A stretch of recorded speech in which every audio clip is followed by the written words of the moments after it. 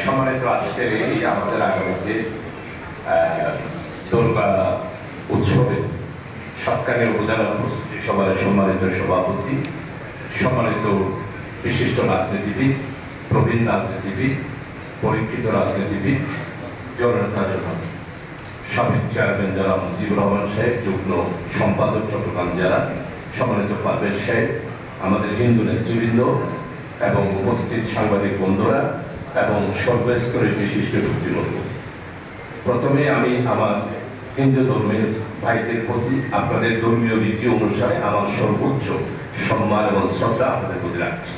মুসলিম বা যারা রয়েছেন তাদের প্রতি আমি আসসালামু আলাইকুম। আমি শুকরিয়া আদায় করছি।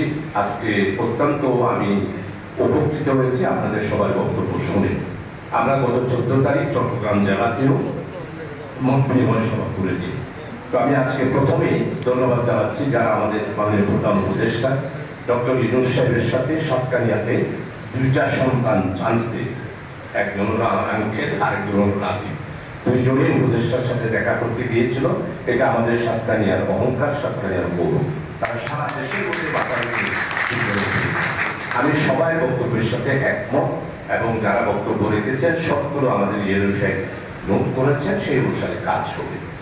2 নম্বরে যেটা সেটা হলো যে আমাদের সংবিধান একটা, পতাকাও একটা, দেশও একটা। এখানে বহু সংখ্যা বহু এইটা শব্দ আমাদের সংবিধানের মধ্যে নাই। আমাদের সম্মানিত বিএনপির নেতা বাপ্পাই ভালোই করেছে, মসজিদে পাহারা দিতে হবে না, মন্দিরে কেন পাহারা দিতে হবে? আমরা আস্তে আস্তে করে পাহারা না দেওয়া এই সংস্কৃতিকে আস্তে আস্তে করে আমরা চলে যাব। তো আমরা আগামী দুর্গা উৎসবে আপনারা যা রাস্তা সবকিছুর ব্যাপারে আলোচনা হয়েছে, আমি আপনাদের কাছে অনুরোধ করবো। আমাদের আমির জামাত ডক্টর শফিক সাহেব স্পষ্ট করে বলছেন বাংলাদেশে সংখ্যাগুরু সংখ্যালঘু এই যে মাঝে একটা দেওয়া, এটা আমরা ভেঙে দিই।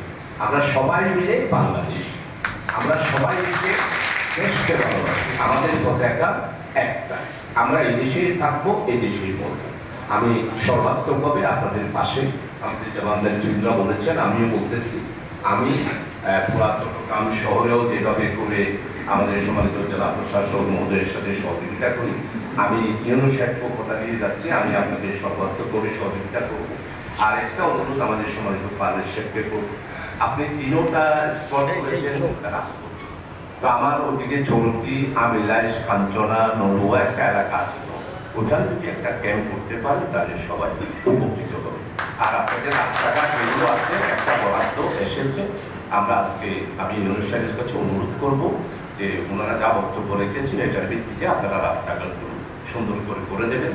ইনশাআল্লাহ আমাদের সম্মানিত রাজনৈতিক নেতা মুজিব সাহেব এবং এলডিপির নেতা আমার প্রিয় ভাই স্নেহজন্য উনি আছেন, আমরা আছি, এনসিপির আমার সম্মানিত ছোট ভাই আছেন।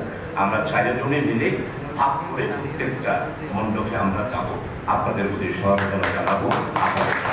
আপনাদের সবাইকে আমি ধন্যবাদ। বিশেষ করে গণভবনে মাননীয় উপদেষ্টার সাথে সাতকানিয়ার পক্ষ থেকে আপনারা 2 জন যে চান্স পেয়েছেন, এই জন্য আপনাদেরকে সাতকানিয়াবাসীর পক্ষ থেকে, হিন্দু সম্প্রদায়ের ভাইদের পক্ষ থেকে আপনাদেরকে আন্তরিকভাবে কৃতজ্ঞতা প্রকাশ করছি, শ্রদ্ধা নিবেদন করছি। সবাইকে ধন্যবাদ।